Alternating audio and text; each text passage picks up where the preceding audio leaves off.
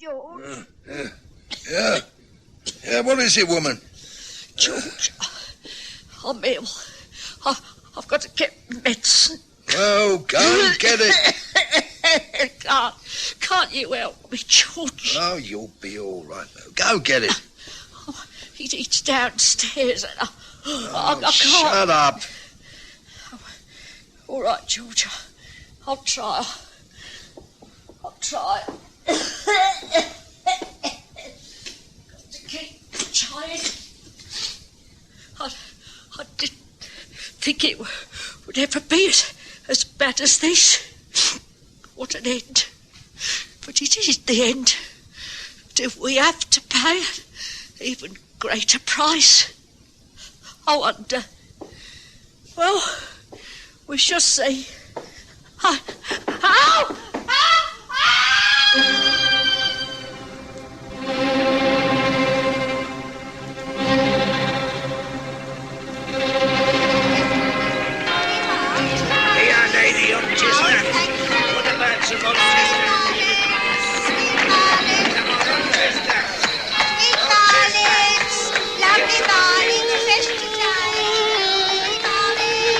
We present the stories of Sherlock Holmes.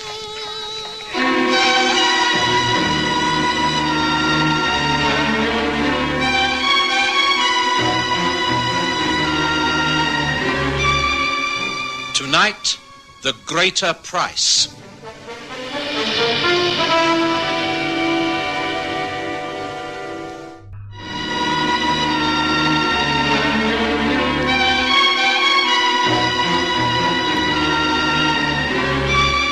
In the year 1885, I was still in practice at Paddington.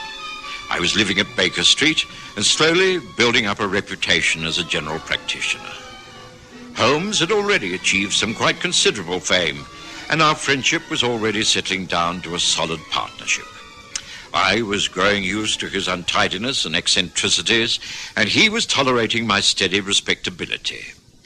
I never interfered with his work, and he was frankly not interested in mine. But there was this one case where our interests seemed to overlap. It started when I was called out to the home of George and Emma Baker. Emma was an old patient of mine, and she'd had a nasty fall down a flight of stairs. Now, Emma, there's nothing broken, thank goodness, but you're getting a little too old to take these falls. You must rest in bed until I tell you to get up and take a little exercise. You're very badly bruised. Oh, I'm all right. It was silly of me, really. I should have made sure the gas was on the landing. I must have tripped over the rug. Well, you shouldn't have been out of bed anyway. Well, I had to get me medicine. You should have insisted that your husband get it for you. Oh, was that not a good it does to ask him for help? Oh, dear, Dr. Watson, things have reached a desperate state. You mustn't give in. As I say, you've been very lucky. I'll have a word with George and tell him he must take better care of you. It won't do any good. He'll be home here soon, wanting his supper. Well, he'll have to get it himself. I'm sure you've got plenty of food in the larder. Get him to boil some eggs or make some soup. He'll be off down the road to the Rose and Crown. Spends more time and money in that place than he does in his own home. Emma, you all right? The doctor's here. Oh, I'll go down to him, Emma. Now, stay here, get some rest. Now, there's some liniment to rub on your bruises and some pills for the pain. You'll be as right as rain as long as you take it quietly. Doctor. There. Yeah, that's everything. I'll call in again in a couple of days' time. Just rest most of the time. Good day to you. Goodbye, Dr. Watson, and thank you.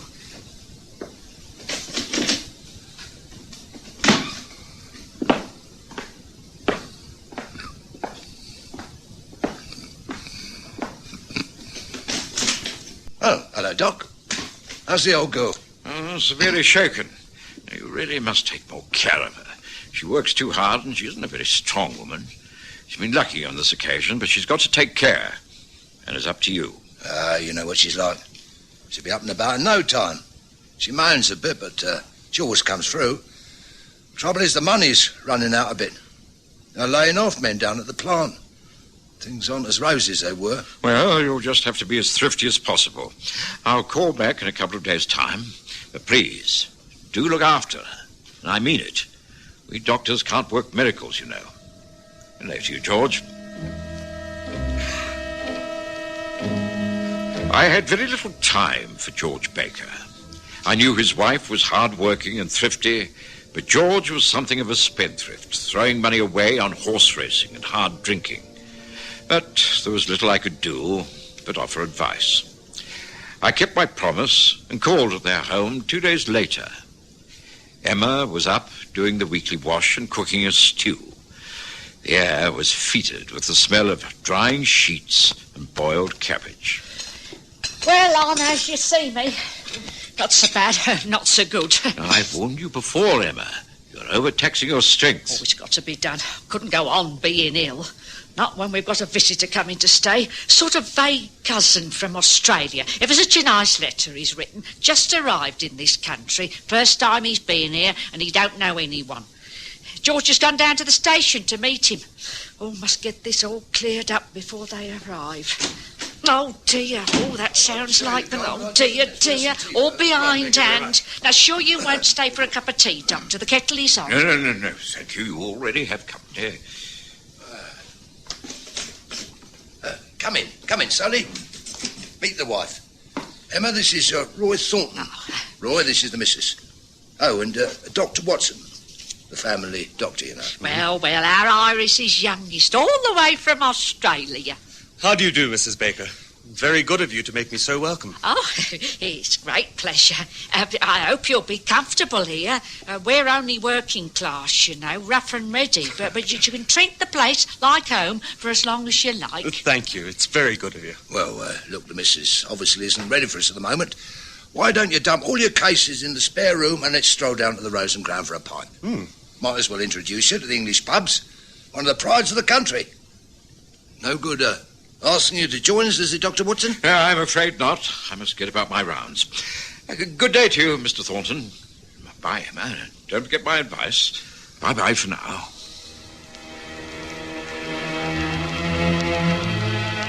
Roy Thornton appeared to be a well-set-up young man of obvious education and a wealthy background. I couldn't see him fitting in very well to George Baker's scheme of things, but the matter was no concern of mine. I put it from my mind. But subsequent events proved me to be right. Well, now, Roy, think you're going to like it in England? Hard to say. I want to move about a bit first. Travel, see something of the countryside. Visit places I've read about and never seen. Not thinking of getting a job at all? That'll come later. There's no immediate urgency. Comfortably off, are you? Plenty of the old ready cash? I'm reasonably well off. I have enough to last. The inheritance I came into has a reasonable backing. I have shares, some jewellery. I'll be all right. Well, you are a lucky boy. And no dependents over here. I don't know a soul. And that's just the way I want it to be. Well, of course. The wife and I are simply poor Londoners. You'll have to take us as you find us. Of course, it's all a question of give and take. We must try and help each other, mustn't we? Well, how about another pint? Then we'll toddle off home. Must show you the place. Got a nice bit of garden out the back. Of course, you'll be used to wide open spaces. But you might be interested in what we're doing to it. Anyway, cheers, and great having you among us. I didn't call on the Bakers for some time. In fact, it must have been over a month before I called again. The young man, Roy Thornton, had packed his bags and gone travelling. I can't say I was surprised. The best news was the improvement of Emma Baker. She was in far better health and looked neat and cheerful. She attributed this to a rise George had had in salary. She seemed quite a new woman. Oh, yes, I'm so much better, Doctor. Just makes all that difference a bit more in the wage packet. And really, George has been so much better about things. You should see what he's done out there in the garden. Look, a new shed is just erected. Going to have my own pot plants, geraniums and such like. And a bit of a lawn plan too. I'm really glad to see this improvement, Emma. Quite like old times, seeing the sparkle back in your eyes again. Oh, yeah, I'm all right now. No troubles at all. Now, you will stay and have a cup of tea this afternoon, won't you?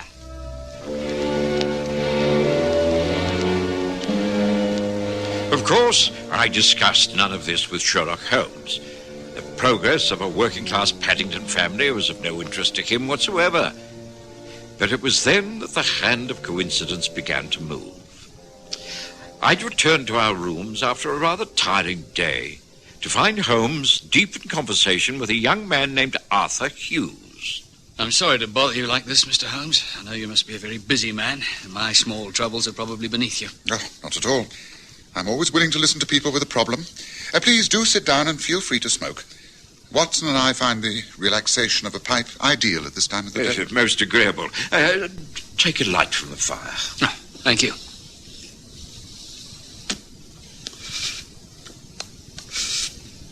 Well, I arrived in this country only a few weeks ago. Met a fellow on the ship coming over. We sort of chummed up and agreed to meet and travel up to Scotland together. We'd neither of us been here before, and to have a friend to travel with was quite an adventure. Well, this fellow, Roy Thornton is his name, has disappeared. Excuse me, but did you say Roy Thornton? Yes, that's right. Why? Nothing. Carry on. Well, I left a forwarding address with Roy, and he said he'd get in touch. He was planning to stay with some distant relatives in some part of the city.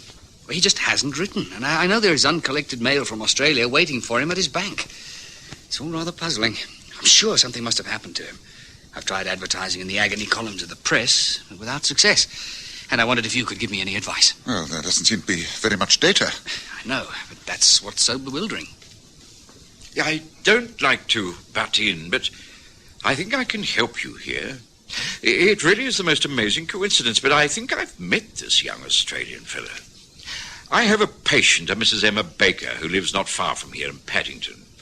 She had a young man named Roy Thornton living with her for a while. He was a vague relation. He sounds very much like the same man. The facts dovetail in far too easily to ignore, Watson. What has happened to the young man? Well, Emma Baker says he's gone off travelling. I don't know whether he's kept in touch with the Bakers. I could easily inquire. Oh, that's very decent of you, Doctor. I'd appreciate that. Frankly, I'm quite concerned. Roy's not the type of young man to let people down. Oh, why don't you join me in a visit to the Bakers' home tomorrow morning? If you care to come here at 9:30, I can make it the first call of the day. Ah, thank you. I think that's a very good plan. And perhaps an even better plan would be for me to accompany you two gentlemen. I have been known to pick up a few clues where others have failed. At 9:30, did you say, Watson? Then 9:30 it is. And now, a glass of brandy all round to round off the evening, don't you think?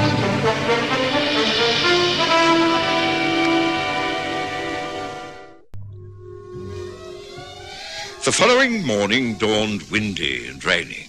It was not the sort of morning to pay social calls in Paddington, but Arthur Hughes had turned up on time, and Holmes was quite ready.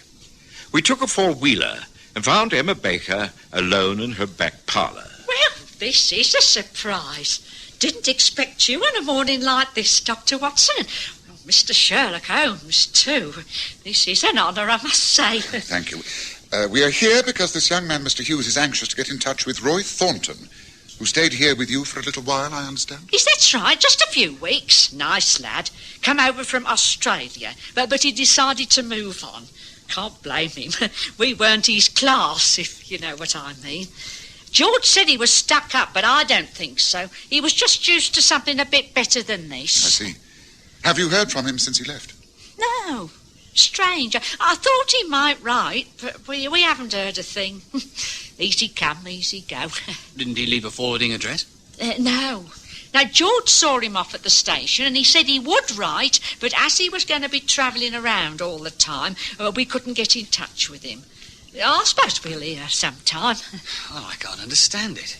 We had a definite plan to travel together. Oh, well, I suppose there's nothing we can do. Did he take all of his things with him? Oh, yes. Well, that is, I think there were a couple of cases he said he didn't want. George put them in the shed. I wonder if it might be possible to take a look at those cases, Mrs. Baker. There might be a clue left hanging around. Well, I suppose there can't be any harm in it. Oh, better put your capes on. It's a wet old morning and no mistake. Well, there's no sense in your getting yourself wet. Just show us the way. Oh, well, all right. It's through here. The back door is unlocked. The key of the shed's hanging up over the door. Mind you, you'll be getting really wet if you don't watch out. Now, here we are. There it is. Down the path. Right, come on, Watson. Hughes, let's make a dash for it.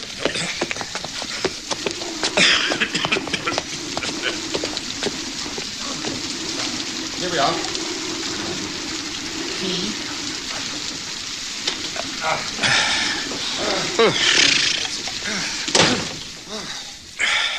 This looks most interesting. Quite a recent building, I take it. Yes, pride of Emma Baker's life. She's going in for pot plants. Yes, but meantime, we need those suitcases. They're on the shelf, I think. Yes, that's one. I'm sure I recognize it. Yes, it's quite a good pigskin bag. I would have thought this far too good to leave behind. Now, let's see. Empty. How very, very strange. A man leaves a house without a forwarding address, doesn't write, and leaves a valuable case behind. Now what have we here? It looks like a stain. Yes, or an attempt to remove a stain. Yes, I'm afraid the mystery deepens, gentlemen. It's fairly clear that the man to question is one George Baker. Yes, well, it's not yet mid-morning, but I should judge that Mr. Baker will take advantage of this inclement weather to wet his whistle in the bar of the local pub. Yes, I think we must take our leave of Emma Baker and drop in there, don't you? Yes, gentlemen. What will it be? Just a pint of ale, I think, barman. Same for me. And me. 3 ales. Right you are, gentlemen. Holmes? Holmes, you're right. Look, there in the corner of the bar. That's George Baker. And he looks as though he's been putting away quite a lot of scotch. That's odd. For a man who's just been given a handsome rise at work, he should be drinking at this time of the day. Quite. He's seen me. Well, we'd better go over. I'll introduce you, and then you can question him however you choose. Come on. Hello, George. Why, Dr. Watson, what are you doing here this time of the day? Just been visiting your wife. Oh, and this is Sherlock Holmes. This is Mr. Arthur Hughes. Arthur is a great friend of Roy Thornton's. Came up this way to see if there's any trace of him. Been down to the house, have you? Not a medical visit this time? Snooping around. That it, Mr. Holmes? I've heard of you, Nosy Parker. What are you after this time? The answer to that is the whereabouts of Roy Thornton. He seems to have disappeared. Oh, who says so? He's a free man with a lot of money. Able to move about all over the world if he wants to. Wife and I weren't good enough for him, so he packed up and left. Simple as that. It's on the 12th of September, about 8:30 in the evening at Paddington Station. Had he much luggage with him? As he wasn't planning to come back, I think he had all of it. All except a couple of suitcases you placed carefully away in your new shed. Isn't that so? Now, look here. What is this cross-questioning? I tell you the fellow's gone. Cleared out. We don't know where he is, and that's a fact. So keep your nose out of my affairs. That clear enough, Mrs. Sherlock Blooming Holmes?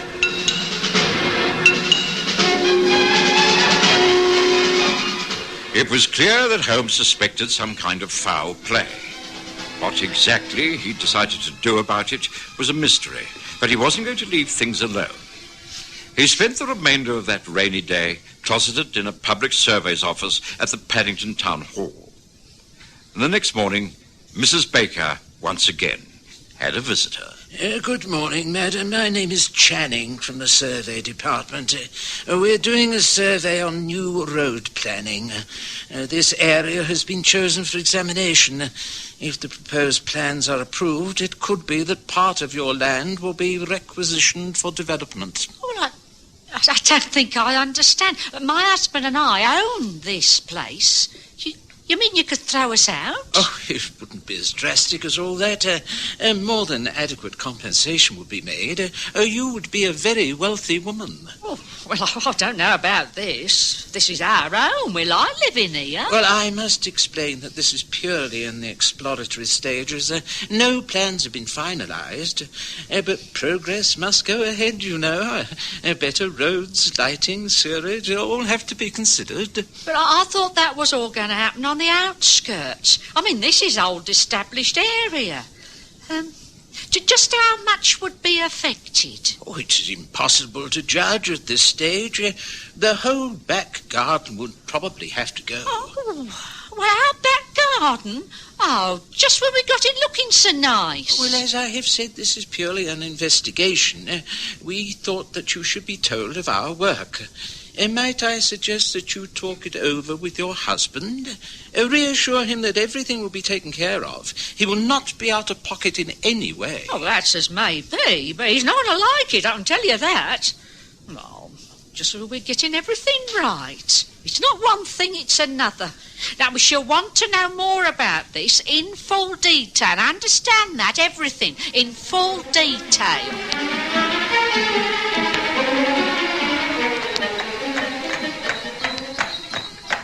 You're certainly taking a great interest in the disappearance of Roy Thornton, Holmes. What's this all about? Patience, Watson. We're going back to the Baker house. And this time, we're not subjecting that poor woman to further harassment. We're simply going to break into her back garden. Well, Holmes, is such a thing justified? I firmly believe so. Now here, I think, is the entrance to the road. Pull over by that gas mantle, cabby. Oh, very good, sir. Here we are. Thank you, cabby. Oh, thank you, sir. Oh, thank you, sir. Oh, not to you. Come on, Bessie. Come on, Uncle. There's a backyard gate in the fence. It should present no problem. I noticed it last time we were here. Just a bolt on the inside, which is easy for a tall man to reach over and unclasp. It should provide us with no trouble. Well, Holmes, what's the purpose of all this? What do you intend to do?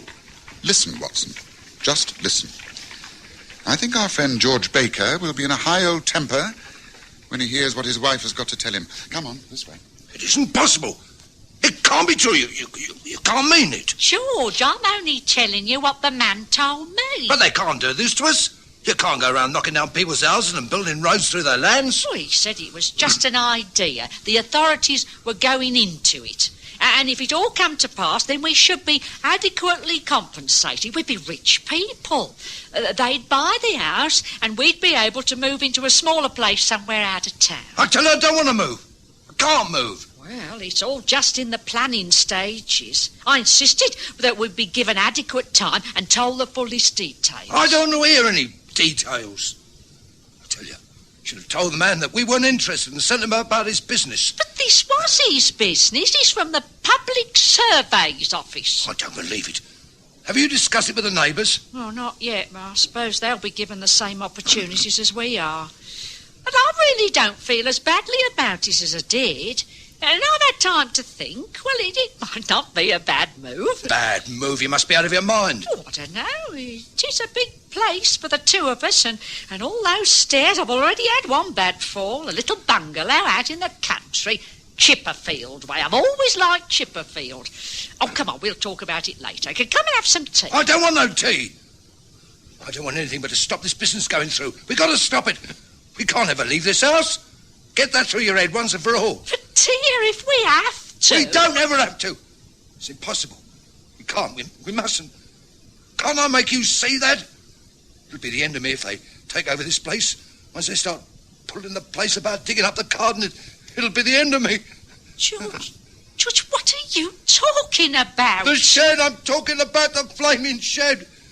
Once they take that down... What is this about the shed, George? I've always thought it was funny you suddenly putting it up like that. What's so precious about an old wooden shed? You can always get another. Don't you understand, woman? He's out there. Young Roy Thornton. We had a quarrel the night he was due to leave. I asked him to lend me some money. He refused. I lost my temper and ate him. I didn't mean to kill him. He hit his head on the side of the fireplace when he went down. George, you can't mean this. You've taken your medicine and gone to bed. I didn't know what to do. I took him out in the shed and buried him in the earth. The next day, I started to cement it over. He's out there, lying under a layer of cement. What can I do, Emma? What can I do? You must go to the police. Confess everything. It's the only way. Oh, what an end. I wondered if we'd ever have to pay an even greater price for happiness. Well, now I know.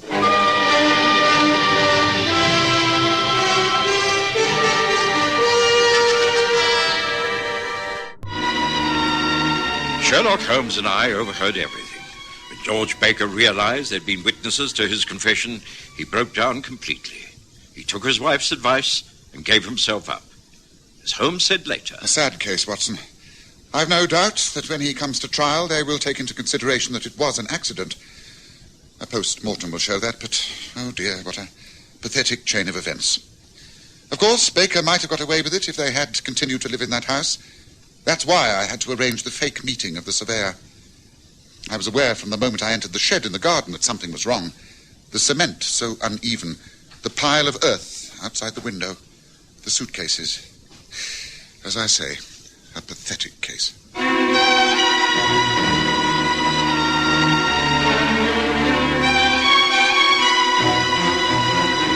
Listen again next Sunday to The Stories of Sherlock Holmes with Graham Armitage as Holmes and Kerry Jordan as Dr. Watson.